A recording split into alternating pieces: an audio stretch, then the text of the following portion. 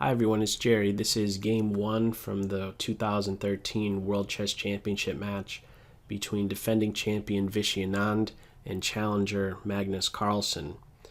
Time controls for each of these 12 games are 40 moves in 2 hours, and should you meet that time control, you gain an additional hour for the next 20 moves. And should you meet that time control, you gain an additional 15 minutes with a 30-second increment for each move thereafter. So in this, again, first game of 12, Carlsen had the white pieces and opened with knight f3. Anand replied d5, and for the most part in the early going, neither side is confrontational, going about development without much tension, developing their minor pieces, getting castled, and it is only at this point right here with the move c4 do we finally have some tension in the position where there is an instance where there can be some capture with d takes c or c takes d. So from here, getting the queen knight developed, similarly for white, and now we have d takes c. If the move knight e4 is played, this is a common idea to exchange off the king knight for white's queen knight and establish a position, in short, where this bishop is opposite the one on g2. This is a position I feel that is completely equal for black, where you establish this bishop on e4, and if this knight on f3 is ever moving, black is perfectly welcome to having the light square bishops off the board, judging on the current situation in the center. This bishop being, the bishop on e4 being considered black's quote-unquote bad bishop. But we did not have that. It was not a knight to e4, but rather d takes c, a much more critical line. As it stands right now, if we look at the structure, it's symmetrical, perfectly symmetrical on the king side. And with regard to the queen side, not too much varies. But now things do change. D takes c, b takes c. And now this is, well, what has black just done? Black has given up their foothold in the center, their central d5 pawn. White now has, we could say, a majority in the center, 2-to-1 majority in the center. But where is white maybe a little bit weak or a little bit soft in their position? Well, it's the c4 pawn, which is attacked right away with knight to b6. And there aren't too many good replies here. For example, knight e5 is immediately challenged with knight on f to d7, and what are you doing? You're challenging the one piece that's in your position. You're also trying to undermine a defender of your c4 point using the tactic of deflection. So we wouldn't have that. White doesn't go into a position where they're tethered to the defense of the c4 pawn, and instead pushes the knight around with c5. The alternative of queen to b3, which seems quite natural to develop a piece and defend, well, now there's maybe some issue with more pressure being placed on the pawn, and on top of that, it's now in a pin. So what may very well be best by white at this point would be d5, cd, cd, and at the end of it, black turns out to be up a pawn.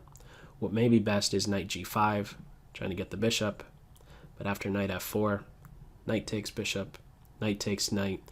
While white is up a pawn, this is not going to go anywhere fast. This is, well, I should say, while white has the bishop pair and black is up the pawn, this isn't any real compensation for giving up that material.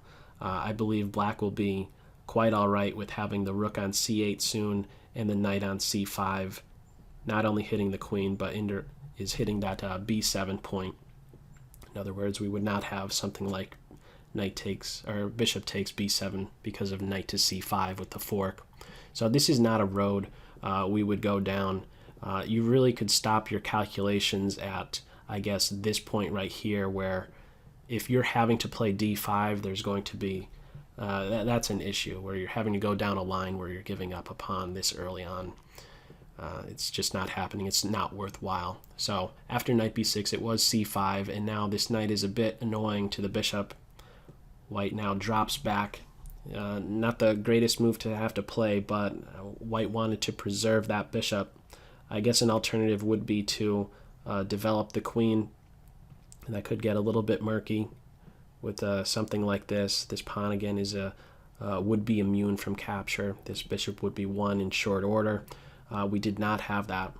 The bishop does come back to its home square, and now we have something very direct. Knight to d5, putting pressure on this tactically vulnerable c3 knight. It's unprotected.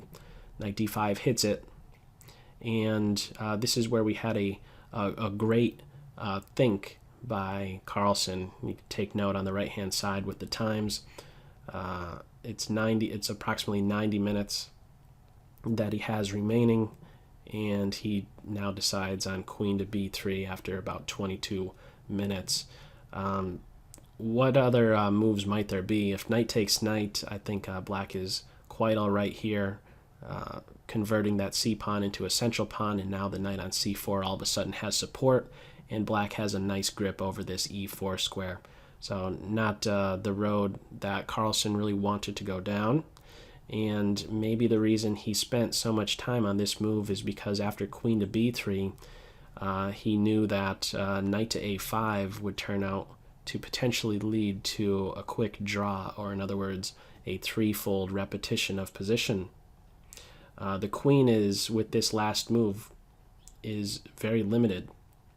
And if knight to a5 is played, and it was the move played in the game, you'll note the queen doesn't have very many options. She now has to react and still defend the knight on c3. So what was played is knight to a3, and then the knight drops back to c4.